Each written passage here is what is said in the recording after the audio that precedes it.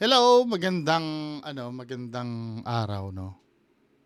So, update tayo kay Mima Alicia. May nag-forward sa akin ng video. Ito yung vlogger na pro BBM, no.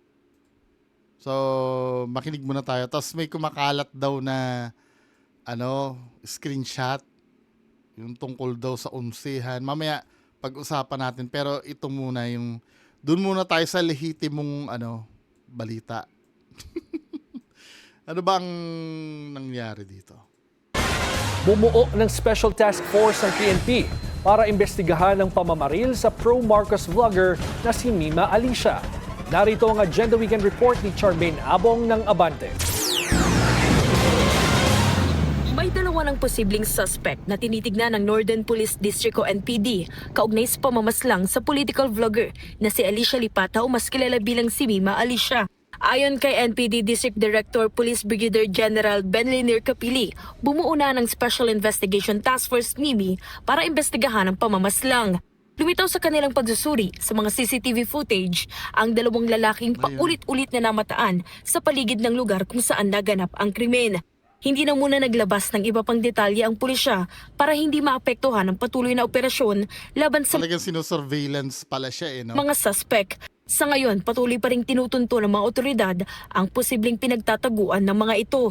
Matatanda ang madaling araw nitong Biyernes nang pasukin ng dalawang armadong lalaki ang bahay ni Lipata at ng kanyang live-in partner sa Tierra Nova Subdivision sa Caloocan City.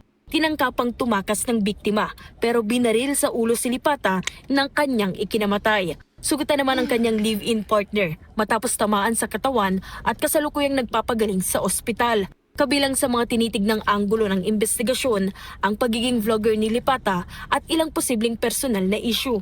Sa huling vlog ni Mima Alicia, tinalaki nito ang pagdalo ni Vice President Sara Duterte sa impeachment proceeding sa Senado kung saan binanggit nito ang pagkakaroon ng sariling catering sa pagdinig.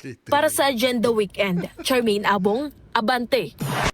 Ganun pa rin ang stand ko, no? Ganun pa rin opinion ko. Lahat tayo hindi naman natin alam kung ano yung magiging resulta ng investigation, Pero ang bet ko kasi, hindi talaga may kinalaman sa vlogging. Katulad ng sinabi ko nung nakaraan, if vlogging yung problema, or yung pinagmulan niyan, ang daming mas pangit kasi sabihin Baka kasi isipin ng iba, sinasabi ko yun sana yung pinatay. Hindi naman. Kumbaga, iniisip ko, kung halimbawa, tatarget din lang ng vlogger, ba't hindi pa yung pinakamalakas sa kanila? Di ba? Yun lang iniisip ko. Or kung vlogging nga yan, katulad ng sinabi ko dati, baka personal niyang nakaaway yan. Yung personal niya nakaaway yung nakamurahan niya siguro. Pero ang pinaka-bet ko talaga dyan, hindi vlogging Kasi meron pala daw itong dinimanda na ex niya. Na pakinggan ko sa ibang balita. Now, speaking of Mima Alicia, meron kumakalat dito. Ako, hirap akong paniwalaan to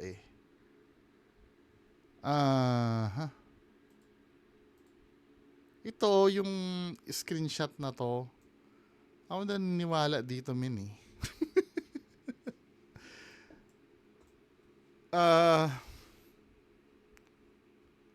Sabi ganun dito, 2 million lang yung binigay. 2 million lang binigay.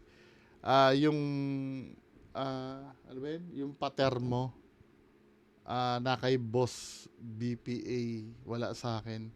Talaga ba? Kausap ko na lang si boss. Sa inyo daw inabot, kinukupal nyo ba ako? Kung may parte ka sa 2 million, di sana maghahati doon, pang-apat lang na tao yung tig 250k daw. 'Di ba? Talaga bang 2 million lang? 2 million lang, 2.5 ang binigay. Huwag nyo ko galitin. 'Di ba? May binabanggit pang Boss B Ano ba yung Boss B na 'yon? Kasi may mga versions ng screenshot na yan na paiba-iba. Sino yung boss BPA na yun?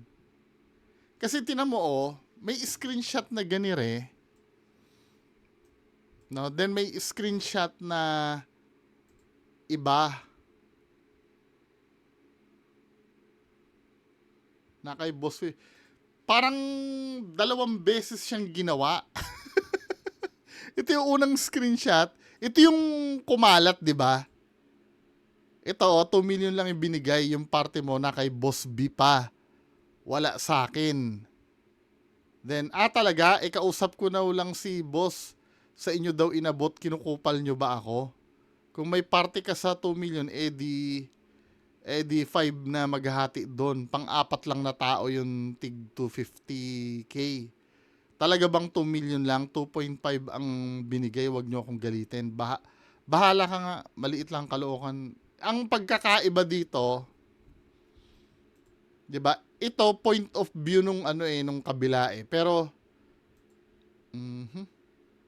ito yung parte mo na kay Boss BPA wala sa akin. BPA walang space eh. Sabi ko na kay Boss B pa. Dapat to, 'di ba?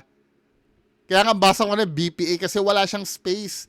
Dito sa pangalawang screenshot, na kay Boss B pa hiwalay na.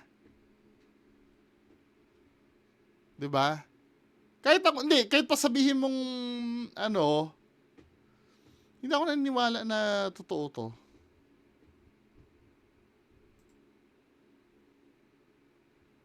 Dito kayo sumablay yung space itong isa.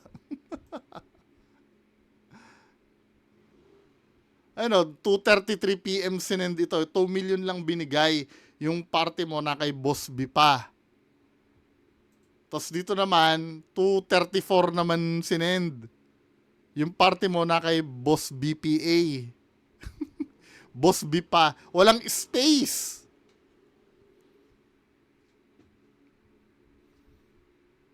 Diba? Wala to. Siyempre, kinakapitalize yung pagkamatay eh.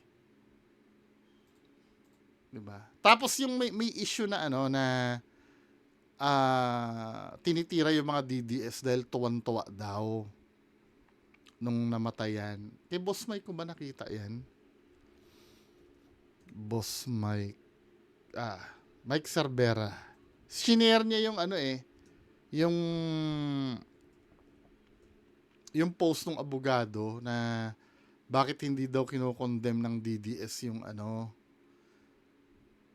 at tuwan-tuwa pa daw. Pero magiging fair ako nung namatay kasi si Ma'am Sean Wayne, 'di ba DDS 'yon? Natuwa din yung Natuwa din yung mga pro BBM eh. Doon sa part na 'yon mukhang tabla lang. Although na yung kay Ma'am Sean Wayne kasi cancer yung kinamatay nun, 'di ba? Yung lesbian. Kilala nyo ba 'yon? Marami rin ako nabasang post na tuwan-tuwa din dun eh. Sa pagkamatay nung Yung sabi nga yan, DDS kasi 'di ba? Susunod na yung tatay nyo. Gumaganon, 'di ba? Pero hindi I mean, wala akong papanigan doon sa part na yun. Pero dito sa screenshot, sa akin obvious na peke. Hindi siya Ayan yung sinishare nila Boss Mike. Ito si Sir Steve Pubs, friend ko yata to eh. Ito yung nagka-cartoon ba? Gumagawa ng So far wala pang DDS na nag-condemn sa pagpaslang kay Mima, which means na tinotolerate nila talaga yung mafia style killings at nagbubunyi pa sila. Nagbunyi din nung nung namatay si Sean Wayne eh. Tabla lang eh. 'Di ba?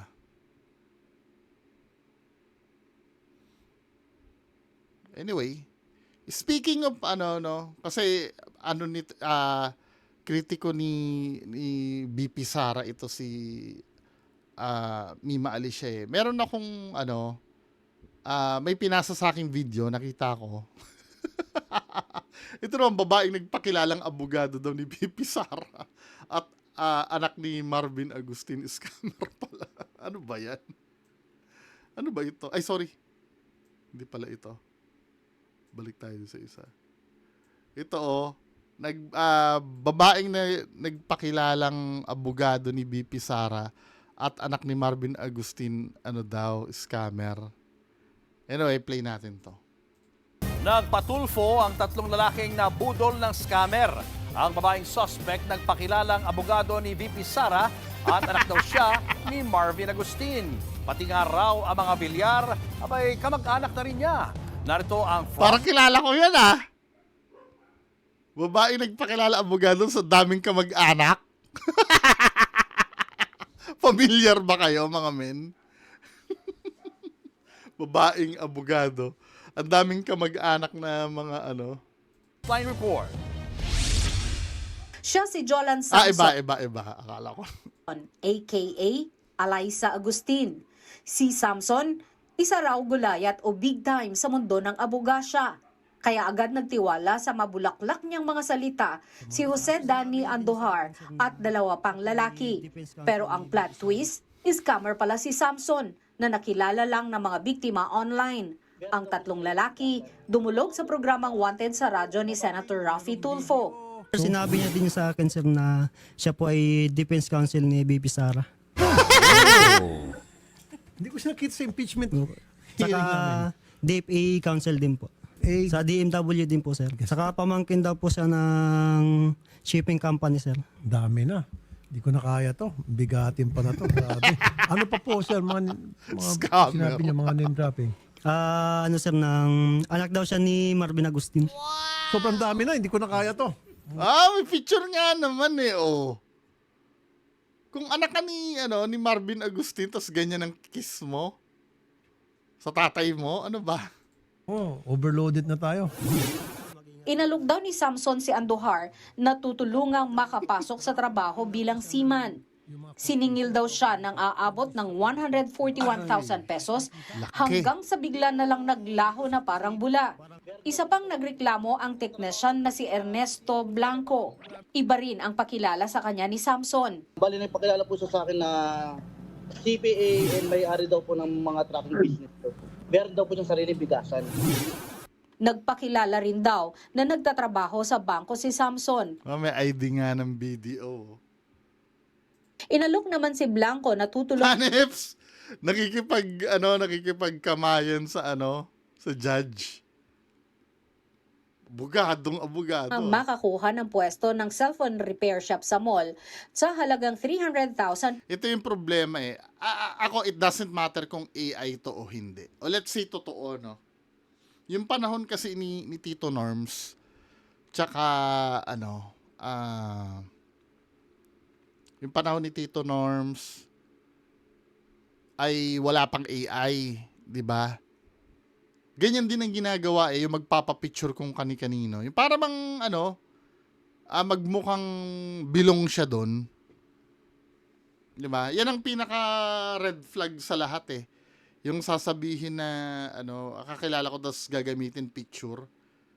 Baka nga mas maniwala lang ako doon sa mga kwento-kwento lang kaysa yung nagpapakita ng picture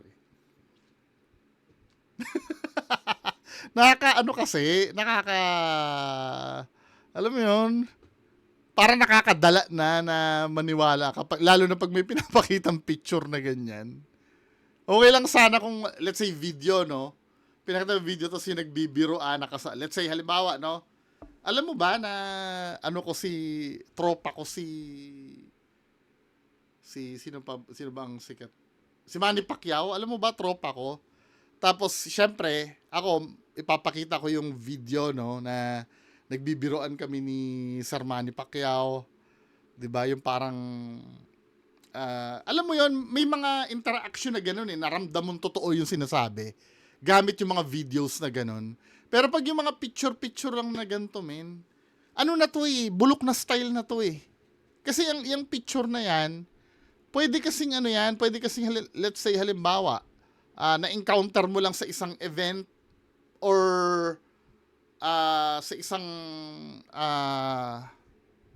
opisina na saktong nandun na nagpa-picture ka, 'di ba? For example, may kasama kang friend, pumunta ka sa isang law firm, nakita mo si Attorney Libayan, si Attorney Libayan sikat, 'di ba?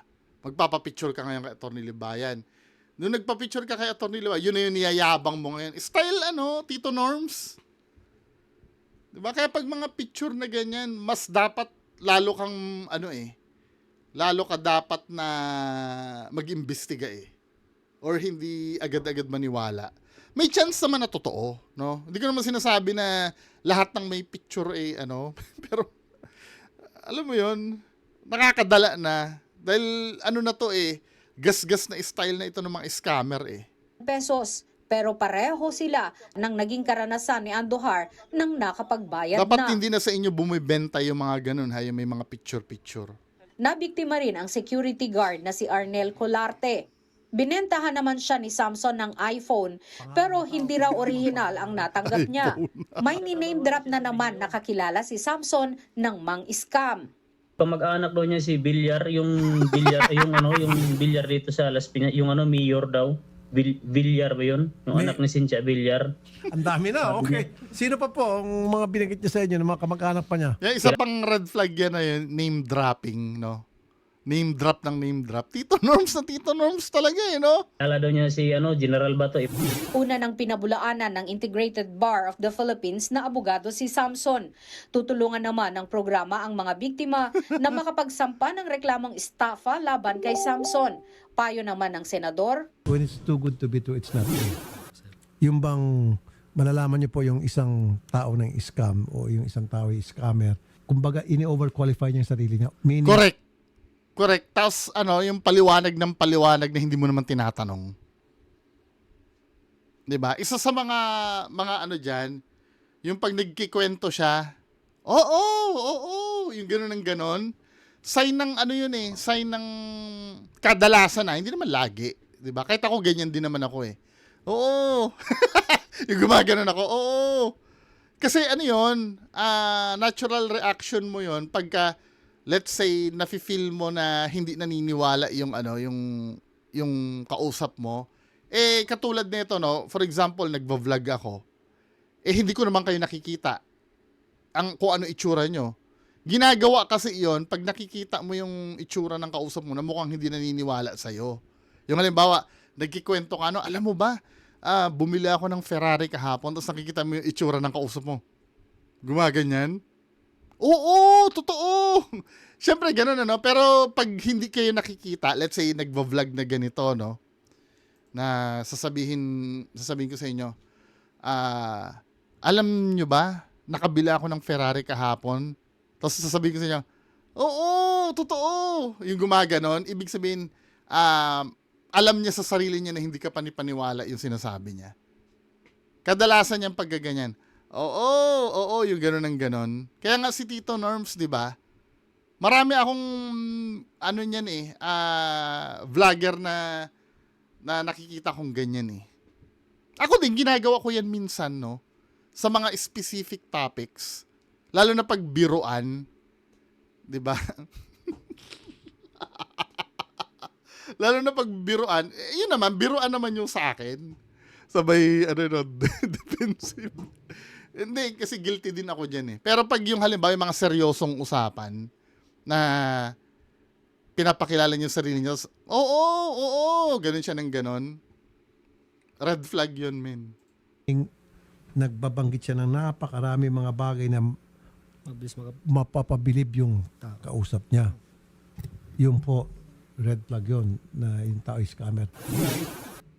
Nagbabalita mula sa Frontline, Margie Bentulan, News 5. Mga kapatid, Julius Dami na talaga manloloko ngayon Speaking of Tito Norms, sa FLM community, singit ko lang May post kasi si The Kings Tingnan natin si Sir Erwin. At nag-comment si Attorney Aboy mukhang Hindi kasi tumigil yung mga yung mga tauhan ni Sir Alex Pabella May mga nagsasabi kasi na Huwag nyo na kasing pansinin, huwag nyo nang patulan or ano. Masarap eh. Lalo na't nangungulila tayo kay Tito Norms kasi tayo kasi magkakasama tayo na nagkakilala tayo dahil kay Tito Norms. Siyempre hindi naman madali na mag-move on, 'di ba? Kaya ito nag-post si Sir Erwin na tinatag niya si Attorney Aboy, sumagot na si Attorney Aboy. Kaya pag regarding sa ganyan marami kasi nagfo-forward sa akin eh. Ayan sumagot si Attorney. Alam ko po 'yun, kaya lang quiet na lang ako doon kung ano yung susunod nilang gagawin.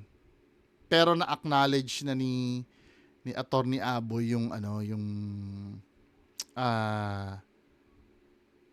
ni Sir Erwin, yung pinost niya. Now, kung anong mangyayari doon, let's see. Anyway, mga kababayan ko, yan lang muna ang pag-uusapan natin. Magandang umaga sa inyong lahat. Umaga ko siguro i-upload to or kung kailan man. Bye-bye!